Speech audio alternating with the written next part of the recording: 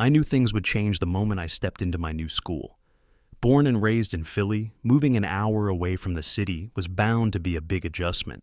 I had to come to terms with it. That's just how it was. At my father's request and my mother's insistence, I kept my nose clean and stayed out of trouble. The population was pretty diverse. Most people were hard-headed Dutchies. They weren't exactly Amish or Mennonites, but mainly German Lutherans, and they seemed to dominate everything in the area. Despite the mix of people, I had no problem blending in, though I missed my old Philly crew. After graduation, I decided to stay close to home, mostly for my family. I still made regular trips back to my old neighborhood and kept in touch with my friends. My first job was driving a fuel oil delivery truck. A few years later, I was promoted to working inside, dispatching and taking orders. I was good at it and even started imagining myself owning a similar business one day. Making friends, especially with women, wasn't difficult, and my social life turned out better than I had anticipated. When I got married, my mother was a little upset that Zoe, my wife, wasn't Italian.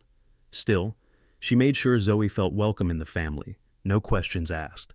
After we had 2 kids, Zoe insisted I get a vasectomy, and I didn't mind. But once the kids were in school, Zoe wanted to go back to work. My dad never thought it was a good idea for a wife and mother to work, though I never fully understood why. Looking back, his concerns kind of made sense. It wasn't that I had a problem with Zoe working. It was more about the people she hung out with. Most of them were friends she grew up with, and while I liked some of them, there were others I didn't care for. Zoe had been involved in all kinds of school activities back then, and she genuinely enjoyed them. I avoided those people. They always struck me as a bunch of snobs, inflating each other's egos. Sure, I knew Zoe had been with other guys before we met. So had I. It wasn't something we ever discussed. We just fell into an unspoken understanding. Don't ask, don't tell. We had been married for about 10 years when things started falling apart. Zoe had taken a job in the claims department of a national insurance company. At first, I didn't think much of it, but then she started working overtime and weekends, and after 6 months, I knew something wasn't right. It all came to a head when she mentioned a seminar. "Vincent, I don't get why you're making such a big deal. It's only 3 days. I already spoke to your mom, and she agreed to stay with the kids. You'll be home in the evenings. You can manage to cook for yourself." I couldn't believe she had the nerve to ask. "Who's going on this seminar?" I asked, already knowing the answer. Her face brightened slightly as she responded. 6 girls from the department, Betty from HR, and Henry. I smirked when she said his name. She really thought I didn't know about her little lunches and late-night work sessions with her boss, Henry Sanders. Zoe and Henry had grown up together. He was one of those guys who was involved in every school club and activity except sports. "Do you think I'm a fool, Zoe? I don't understand. What are you talking about? I've known about you and Henry for a month now. If you think I'm letting you spend 3 days away with him, you're out of your mind." "Vincent, seriously? Henry's my boss. There's nothing going on between us. I would never cheat on you. You know that." I glanced at the empty Budweiser can in my hand, got up from the chair, and walked into the kitchen. As I crushed the can and tossed it towards the trash, it missed, but I didn't bother picking it up. I cracked open a new beer, sat down, and looked at her. Zoe sat there, waiting for me to say something. "You're a good mother, I'll give you that. And that's the only reason I haven't kicked you out yet. I've talked to my mom, explained everything. She told me to stay firm and hope you snap out of it, for the kids' sake.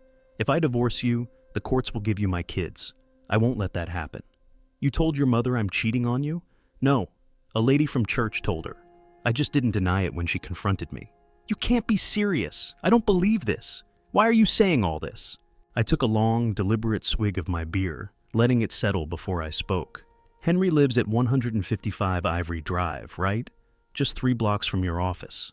I know you and your boss go there at least 3 times a week, staying for close to 3 hours each time. So tell me, Zoe, what exactly are you doing in his apartment for all those hours? And while you're at it, why don't you explain those late nights you've been putting in at the office? Oh, and did you happen to know the office cleaning lady goes to the same church as my mom?" Her eyes were already brimming with tears, her lower lip starting to quiver. She knew there was no getting out of this. "As long as you don't drag my name or our family's reputation through the mud, I won't make this ugly. But if you cross that line, all bets are off. You can stay here or you can leave. Just know this. You're never taking my boys away from me." That hit her hard. She jumped to her feet, her face flushed with a mix of anger and embarrassment. "Damn you, Vincent! I hate you! You're such a bastard!" she screamed, tears streaming down her face, before storming out of the room, sobbing. It was the first time she had ever cursed at me, and honestly, I wasn't surprised. We had 2 boys, Julian and Leo, who shared a small room with a set of bunk beds. The third bedroom had become a cluttered catch-all for the things we couldn't organize, and that's where I began sleeping from that day forward. It was a temporary rental house, a stepping stone while we saved up over 60 grand for a down payment on our dream home. But that dream? Well, it had quickly turned into a nightmare, the kind you can't just wake up from. After that confrontation, the seminar was never brought up again. Zoe stopped staying late at work, and she started bringing her lunch from home every day. But the change in our home wasn't just subtle. It was like a deep freeze had set in. Conversations were strained, barely civil, and we moved around each other like strangers. There was no sex at all, which was eating away at me, but I wasn't sure how much longer I could tolerate it. It felt like I was living with a roommate, not my wife. Despite everything, I let myself get talked into attending her company's annual Christmas party. Truthfully, I didn't want her going alone, and part of me thought it might give me a chance to keep an eye on things. My plan was simple: stay under the radar, keep to myself, and quietly make it through the evening. Of course, that plan had more holes than I realized. The company had rented out a fancy hall, complete with a dance floor, a buffet spread, and a couple of open bars. I figured I could nurse a few beers throughout the night and keep a low profile. By the time we arrived, the only seats left were at tables close to the company's top brass, the ones everyone else seemed to be avoiding like the plague. I wasn't thrilled, but we had no choice. For the first hour or so, things seemed pretty uneventful. I spotted Henry across the room, laughing it up with a few of his buddies. A couple of Zoe's co-workers asked her to dance, and I was fine with it. Hell, I didn't want to be on the dance floor myself. Henry, to my relief, kept his distance, and for a moment I thought maybe everything would be all right. But then, as I was finishing my third beer, I noticed something odd. Zoe and Henry were exchanging glances, subtle nods, and little tilts of the head. At first, I tried to convince myself I was imagining things, but it became more obvious. There was something going on, and it wasn't just casual office small talk. Zoe excused herself to the ladies' room, and as I scanned the room again, I realized Henry had slipped away too. My stomach dropped. Was she really going to sneak off with him right here, in the middle of a company party? I couldn't believe it. The sheer audacity, after everything we had already discussed, to try something like this while I was still in the building. It wasn't like she didn't have plenty of time to see him during work hours. No, this was different. This felt like a public humiliation, a deliberate attempt to make me look like a fool. By meeting up with him here at the company event, it was like she was flaunting it, as if hanging my shame for everyone to see. I glanced over at Henry's buddies who were clustered around one of the bars. They had these ridiculous grins plastered on their faces, like they knew exactly what was going on. Zoe headed toward the hallway that led to the restrooms, but before she disappeared, she glanced back over her shoulder to make sure I was still at the table. Satisfied that I hadn't moved, she slipped out of sight. I wasn't about to let this slide.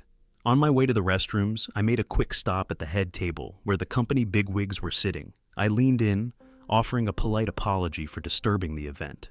That was enough to get their attention. Henry's pals at the bar weren't grinning anymore. The smiles had vanished, replaced by uneasy looks. They knew something was up, but they didn't know what they could do to save their friend now. I went straight into the ladies' room first, figuring they'd be there. But it was empty. Next was the men's room, and that's where I found them. From that moment, everything seemed to speed up, like someone had hit fast forward. They were kissing. Henry's back was to me, and his hand was already up her skirt. Zoe wasn't putting up any resistance, not even a little. Without a second thought, I grabbed Henry by the back of his neck, yanking him sideways, and slammed his head into the tiled wall. I heard something crack. The sound echoed through the room, but I didn't care. Zoe was screaming my name over and over, but I blocked her out. I wasn't listening. I spun Henry around, and blood from his broken nose splattered across my shirt. He looked dazed, barely standing, but still upright. So, I gave him one good punch to the gut. That sent him down fast, collapsing to the floor where he started retching. Zoe clung to my jacket sleeve, trying to pull me back, but she might as well have been pulling on a tree. I was in control, and nothing she did could stop me. The The party outside had gone eerily quiet by the time I dragged Henry, like a rag doll, out by his necktie and into the middle of the hall. I may have been choking him.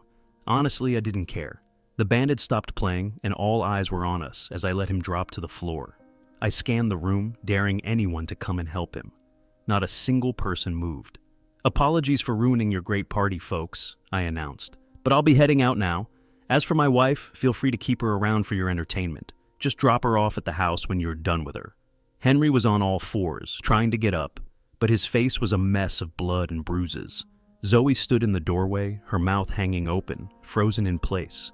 I couldn't tell if she was more upset over the beating I'd just given Henry or over the humiliating scene I'd created in front of her colleagues. Either way, it didn't matter to me anymore. As I turned to leave, I noticed Henry was directly under the mistletoe, looking pitiful. I couldn't help myself. I gave him one final kick, straight to the groin. He doubled over instantly, falling flat on his face with a loud thud. The impact must have been brutal, but I didn't stick around to see his reaction. The entire room remained silent as I walked out. Not a single word was said. Once outside, I called my mom from the car and asked her to come by the house to pick up the boys. I decided to get out of town for a few days and didn't trust leaving the kids with Zoe. I had a feeling she wouldn't be in the right state of mind to take care of them. As I drove, my mind raced, trying to figure out what I was going to do next. I had no solid plan, no destination in mind. Fortunately, my boss had no issue with me taking a week off on short notice. When I got home, my parents were already there. After paying the babysitter, I helped them get the boys ready. I packed light, just a bag filled with socks, underwear, a couple of shirts, and some pants. Before heading out, I made sure to grab the cash box hidden in the basement rafters. Yeah, I know, it's not the smartest idea to keep $62,000 in cash lying around the house, but with the banks paying almost nothing in interest, it seemed like a better option. It was something I picked up from my mom. She always kept little stashes of money hidden around the kitchen. I was about to turn off the last light when I saw a cab pull up outside. Zoe stepped out and walked in without saying a word. She sat on the couch, staring at the floor, not looking at me. She didn't seem angry, more like she was anxious, maybe even scared. "I told you there was only one rule, Zoe. Don't humiliate me or our family in public. But you just couldn't help yourself, could you?" She broke down into tears, and as I watched her crumble, I didn't feel a thing. I turned and walked out the door. By the time I hit the Pennsylvania Turnpike, it was just after 9. The party hadn't lasted long for me, that's for sure. I figured I'd head to Atlantic City, lay low for a few days, maybe clear my head. But first, I needed to see my old friend Evan. Evan owned a sandwich shop back in the old neighborhood. It wasn't one of those fancy places you'd see in a Philly travel brochure. It was more of a convenience store for the people living nearby. His real income came from his side businesses, the kind that everyone either ignored or quietly participated in. He lived upstairs, but worked out of a back room in the shop. When I walked in, it felt like old times. After I told him what had happened, he didn't even flinch. "Vincent, it'll cost you 20 grand. Can you handle that or do you need a loan? I've got it up front, no problem. You want it messy or quiet? Make it clean, no drama, I don't want any mess. You're going to need to disappear for a few days. Got anything lined up?" "No, I was thinking about hitting Atlantic City." "How does 6 days and 7 nights at the Hard Rock Hotel sound?" I raised an eyebrow. "What are you talking about, Evan?" "I've got some comps. It'll do you good. You can lay low there." "That sounds perfect." Evan leaned back and eyed me. "You going alone, Vincent?" "Yeah, this all came up fast. I didn't have time to invite anyone." "You shouldn't go alone. You'll need someone to confirm that you were really there. Hold on a second." Evan grabbed the phone, dialing a number that he clearly knew by heart. "Ivy, it's Evan. Make yourself look good and head over here." He paused briefly, then chuckled. "No, it's nothing like that. You're about to go on a little vacation." He was still grinning when he hung up. "Vincent, do you remember Ivy? My brother Chase's oldest daughter?" "Yeah, sure. A chubby kid with big brown eyes. Always giggling about something." "How old is she now?" Evan laughed at my memory of his niece. "She's 23 now, Vincent. And trust me, she's not chubby anymore." Suddenly it dawned on me. Ivy would be my company for the trip to the shore. The idea made me a bit uneasy at first, considering she was Evan's niece. But since he was the one orchestrating it, I just went along with it. "Vincent, do you have a credit card?" "Yeah, I've got 2. I was planning to cancel them on Monday." "Don't cancel them. In fact, use them as much as you can while you're away. Charge meals, room service, even grab some cash from the casino if you need to. Just don't go crazy. You need that trail of card activity to prove you were there. Spread it out so it doesn't look suspicious, like you rushed back home. Might cost you a couple grand, but consider it cheap insurance. Evan was a pro at this stuff. It made sense as he laid it all out. I was still processing everything when Ivy walked in. "Vincent, haven't seen you since you moved out to the sticks. You're looking good." Now I understood why Evan had that grin. Ivy was stunning. Her dark eyes were mesmerizing, and whatever baby fat she'd had before had certainly found a new home. In my awkwardness, I nearly knocked over the chair as I stood up too quickly. "Vincent's gonna need someone to keep him company in Atlantic City for a few days. You up for it?" Her expression changed slightly when Evan mentioned that. "Aren't you still married?" she asked me, her eyes narrowing. Before I could respond, Evan jumped in. "The marriage is done, Ivy. Vincent just needs someone to look out for him right now. I know you've always liked him, so you were my first thought. Evan, I'm not about to be the reason someone's family falls apart. It's not fair for you to even ask me. Besides, I'm not one of your girls. Why don't you send one of them with him? I'm not expecting you to sleep with him, Ivy. Just keep him company and help him take his mind off things for a while."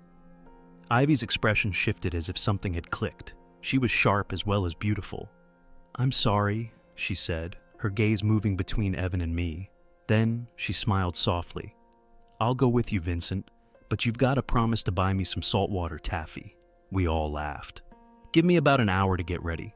And don't let him drink anything, Evan. I don't want to be driving to the shore with a drunk." As she turned to leave, I was pretty sure she winked at me. While Ivy got her things together, Evan and I went over our plan one last time. He gladly took the $20,000 I'd brought, assuring me everything would go smoothly. The drive to Atlantic City was mostly quiet, except for Ivy asking me to explain all the issues I'd been having with Zoe. When I finished, she simply said, "Oh, those poor kids." Ivy frowned when she saw the double beds in the room, but luckily she didn't notice me chuckling to myself. I had a strong feeling we wouldn't be needing both beds before the week was over. Patience, as they say, is a virtue. We gambled a little, nothing excessive. I knew enough to understand that the house always wins in the end. Ivy was content with the quarter slot machines, while I was just looking for a way to pass the time. We ended up spending more of our time walking the boardwalk, trying out different restaurants, and catching every show in town.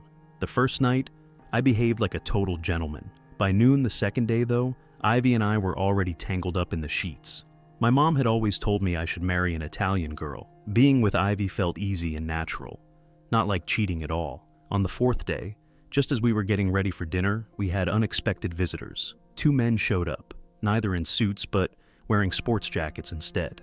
"Vincent Marino, I'm Ryan Morgan, and this is my partner, Mason Payne. We're with the Berks County Special Crimes Task Force. Mind if we talk for a few minutes?" As they introduced themselves, Ivy walked out of the bathroom in just her bra and panties. She glanced at the 2 men, casually picked up her bathrobe, and slipped it on. She looked a little embarrassed, but she knew this visit might be coming. "Could you tell me what this is about?" I asked, keeping my tone calm. Morgan did the talking, while his partner Payne was distracted by Ivy. "We'd like to ask you about your relationship with Henry Sanders." "I didn't have a relationship with Henry Sanders," I corrected him. "My wife did." For a moment, the 2 men seemed a little uneasy. Morgan continued, "We're aware of that, Mr. Marino. We understand you had an argument with him last Friday at the Continental Insurance Christmas party." "Why? Is he pressing charges?" I asked, more out of curiosity than concern. "No, he's not," Morgan replied. "He's missing, and we're hoping you might help us find him. Gentlemen, before we go any further, I'd prefer to have someone from the Atlantic City Police Department present, and not just any cop. I want someone higher up. If you can't make that happen, I'll be needing my lawyer from Reading." The 2 men didn't say a word. I turned to Ivy. "Get dressed, we've got dinner reservations." Then, looking back at the officers, I added, "Sorry guys, but we've got 6 o'clock reservations, and I don't plan on missing the steaks at Safari. They're amazing. I'm heading home this Friday. How about I stop by and speak with you then?" They exchanged a glance, clearly taken aback. "Why are you so sure something's happened to this guy?" "Maybe he just skipped town for a bit," I suggested, trying to sound casual. "He was last seen getting into a cab outside the Community General Hospital on Sunday morning. Nobody's seen him since," Morgan explained. By then, Ivy had finished getting dressed, and I was putting on my jacket. "Well, I've been here since Friday night. You can check with the hotel staff if you need to verify that. Now, if you'll excuse us, we're going out for steaks. Any more questions?" "Yes," Morgan answered, "but they can wait until Friday. We'll expect to see you then." I gave them a nod and guided them out the door. We all took the elevator down to the lobby together, but no one said a word. As soon as we got off, the two of them headed for hotel security, while Ivy and I made our way to the restaurant. When I got back home, Julian and Leo practically pounced on me, excited about the saltwater taffy I'd brought them. Zoe, however, was distant, almost cold. It was clear she didn't fully grasp what was expected of her. After a quick conversation with the police, I spent the rest of the afternoon with the boys, making plans to have a serious talk with Zoe later that evening.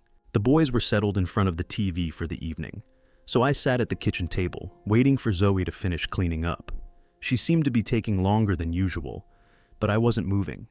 Eventually, she turned around, pulled out a chair, and sat across from me, her elbows resting on the worn Formica tabletop. "What did you do with Henry?" she asked, her voice calm but laced with genuine concern. There was no anger in her tone, just curiosity. She looked at me when she spoke, then shifted her gaze away, as if unsure of my answer. "I was in Atlantic City all week. I haven't seen Henry since the party," I replied. "You hurt him," she stated, not as an accusation, but as a fact. "I hope so." "He was in the hospital for 2 days. You broke his jaw and his nose," she said quietly. "He deserved it," I shot back. She didn't seem to have anything else to say after that. "What were you doing with him in the men's room?" I asked, but she didn't respond. I waited a moment, then pushed further. "Why did he have his hand up your skirt?" Still, she stayed silent, her hands wringing together as her eyes focused on the table. "Why aren't you at work? And why are the kids home when it's a school day?" "I had to quit," she admitted, barely looking up. "There was no way I could go back to that job after everything. I took the boys out of school because your mother said you might be home today. It was time for some confrontation. I told you I had one rule, just one. You weren't allowed to do anything that would humiliate me or this family. So why did you feel the need to break that? Why ruin everything? Why make it worse by rubbing it in my face?" Zoe's nervousness grew as we sat there. I slammed my fist hard against the table. I said, "Why? Answer me." Tears welled up in her eyes, and she finally broke down. "I don't know why. I don't know why it happened. You were just sitting there, looking lost, and we thought we could get away with it. We never expected you to react the way you did. You went crazy. I was terrified."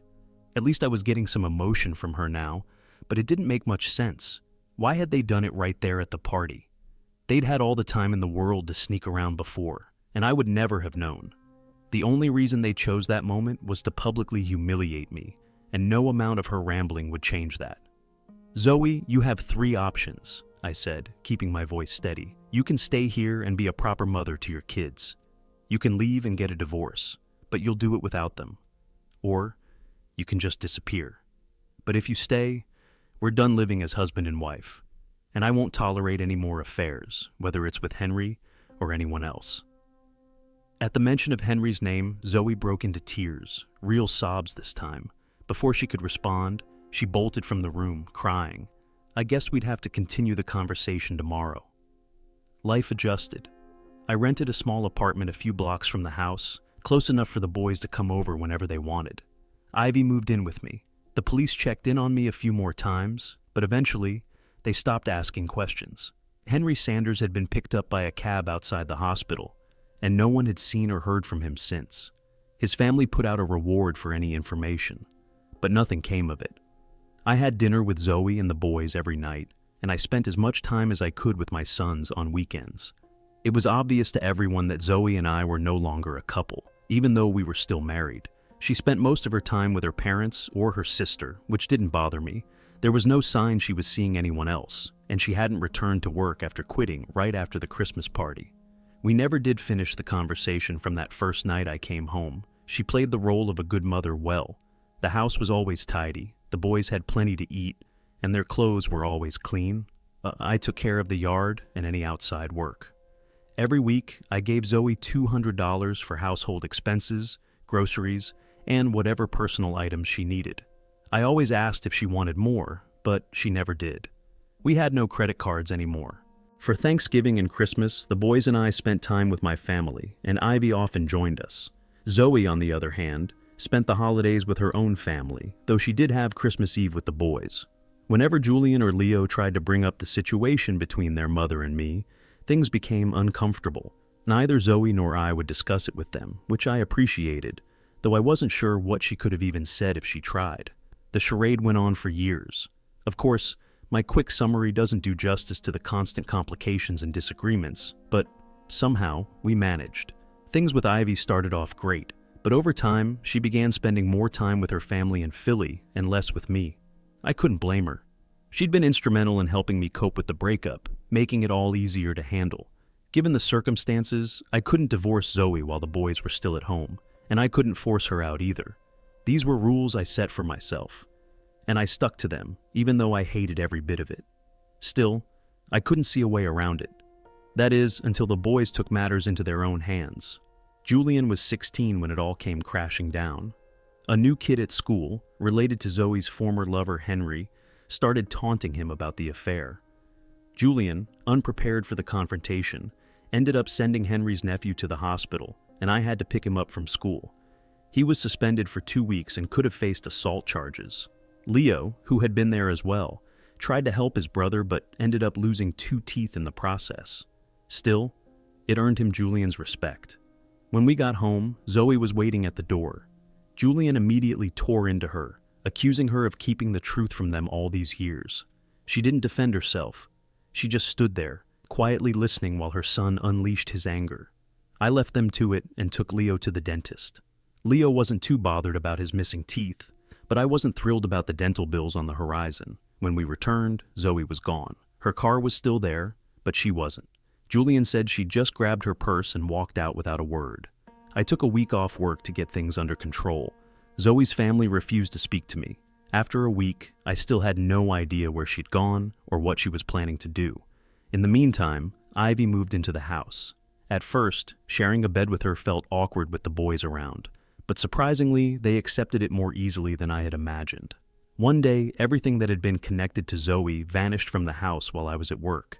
Ivy handled it all, and I didn't ask any questions. Ivy stepped into the role that Zoe had once filled, taking over the household responsibilities. I got her a couple of credit cards to make things easier. It was strange to realize that I trusted Ivy, my mistress, more than I'd ever trusted Zoe. I sold Zoe's car and bought a new one for Ivy. Family gatherings became much more relaxed, and my mother was delighted with the new arrangement. Julian and Leo adjusted well, and Henry's nephew never returned to school. Life was finally starting to improve, though technically I was still married. 2 months later, I filed a missing person report for Zoe, though I only reported her as a runaway spouse. I needed the official report to start the divorce process, citing abandonment as the cause. I waited 2 more months before submitting the divorce papers. By law, she had to be gone for a full year before the divorce could be finalized, but I was preparing ahead. Life in the household found a new normal. Julian and Leo grew comfortable with Ivy's presence. They never called her mom, always sticking to Ivy, but things felt more like a family than they had in a long time. Then, one day, my final divorce decree arrived. Just like that, I was free. 2 weeks later, Ivy and I drove down to Elkton and got married. Once again, we were a family. Julian graduated from high school and enlisted in the Air Force. A year later, Leo chose to attend a meat-cutting school in Toledo. It all seemed to happen so fast, and before I knew it, Ivy and I were alone. We never heard from Zoe again. Eventually, my parents retired to Ocala, making us promise to visit them twice a year. With nothing keeping us in Reading anymore, Ivy and I moved back to Philadelphia. Leo, after finishing his training, landed a job at a high-end butcher shop in Westchester. We saw him a few times a month, and he always brought something special for us. About a year later, one of Ivy's nieces was getting married, and of course, we had to attend. An Italian wedding in Philadelphia is always a huge affair. Big, in this case, meant hundreds of people, mostly relatives, but also a fair share of freeloaders, there for the food and booze. Not that it mattered, there was always plenty to go around. We were seated with some friends, enjoying the night, when I noticed Ivy seemed unusually nervous. She kept glancing across the dance floor, as if she were watching someone. I took a few quick looks in the same direction, but didn't notice anything out of the ordinary. I shrugged it off until she excused herself to go to the ladies' room. something felt off. I watched her as she walked toward the back of the hall, where she met up with one of her old girlfriends. At first glance, everything seemed normal, just some chatting and posturing, nothing suspicious. But instead of heading to the restroom, Ivy made her way to one of Evan's personal assistants, gesturing toward the table where her friend had just been. There sat 3 men and 3 women, and from what I could tell, the guys were acting like tough guys, though they looked more like wannabes. The girls were overdressed, with a trashy air about them. When Ivy returned to the table, her expression was both pensive and confident. "Vincent, we've got a little problem," she said. "I figured as much from that trip around the room. What's going on? Listen, you need to stay calm. In a couple of minutes, one of the guys from Kate's table is going to come over here and try to provoke you." "Provoke me? What do you mean?" "He's going to say something nasty about me, trying to get you riled up. When you stand up to fight him, they'll jump you, all 3 of them. And I'm supposed to just let him talk? Let him get away with it? Not exactly. You need to play along, at least until Travis and his guys can get into position. You might have to handle one of them, but it won't be worse than that. Play along? How am I supposed to do that? Let him insult me and go with it. If he calls me a whore, ask him how much he's willing to pay. Just don't let him get under your skin. What's this all about anyway? Why are they targeting me?" Ivy tilted her head toward Kate's table. "Look closely. Do you see the woman with the short platinum hair?" I squinted. "Yeah, I see her." "Look again." "Holy crap, that's Zoe. What the hell is she doing here?" "Zoe's new boyfriend is somehow related to the bride. She's still pissed off at you. And when she saw you here, she set this up. Her boyfriend's supposed to give you a beating. I guess she wants payback. While you're dealing with that out here, Kate and I will be having a little chat with Zoe in the ladies' room. Trust me, it won't be pretty." I didn't like where this was heading. This was a wedding, a day the bride would remember for the rest of her life. It wasn't right for a bunch of goons to ruin it. Sure enough, 10 minutes later, Zoe's boyfriend got up from his seat. I stood up, excused myself from the table, and started making my way toward the fire exit. Ivy shot me a strange look, but she seemed to understand what I was doing. I moved casually, heading toward the exit where people were stepping outside for a smoke. Zoe's boyfriend motioned to his 2 buddies, and they got up to follow him. What they didn't notice were the 3 men creeping up behind them from the back of the bar, each carrying a Louisville Slugger, the kind that's kept handy for just these situations. There were about 6 guys smoking by the fire exit when I stepped outside. I told them to clear out, and they didn't argue. Maybe there was something in my tone that made them realize it wasn't the time to linger. They left without a word. I walked about 20 paces from the door, then stopped and turned around. A few seconds later, the 3 men came out, grinning like fools, but the smiles didn't last long. They heard the door close behind them and turned to see 3 guys holding bats, along with the father of the bride. Suddenly, the mood shifted. It was over in less than 30 seconds. I didn't even have to lift a finger. "I apologize for causing any trouble for you or your family on such an important night," I said, feeling like a character straight out of The Godfather. "Thank you for having the decency to handle it outside," he replied, shaking my hand before heading back to his daughter. I thanked Evan's guys for their help, then went back inside to find Ivy. They stayed behind to clean up the mess. It felt like the right time to leave. When I looked around, Ivy was nowhere to be found, and the table where Zoe had been sitting was now empty. Leo, who had been hanging out with a few friends, heard about the commotion and found me at the bar, getting myself a fresh beer. "Dad, what the hell is going on?" he asked. I wanted to keep quiet, but the words slipped out before I could stop myself. "Your mother was here with her new boyfriend. That's all I need to know," Leo said with a grin as he turned to the bartender and ordered a beer of his own. We sat there, talking about everything else for about an hour. Eventually, Ivy appeared, looking a little worse for wear. "Where have you been?" I asked. She gave me a mischievous smile. "Kate and I had to take your ex-wife to the hospital. She wasn't feeling too well." Leo and I couldn't help but laugh. "Vincent, can we go home now?" she asked. It had been a long night, but it was strangely fun. We never saw Zoe again. Ivy and I are still together, living in the old neighborhood. Life's been great ever since.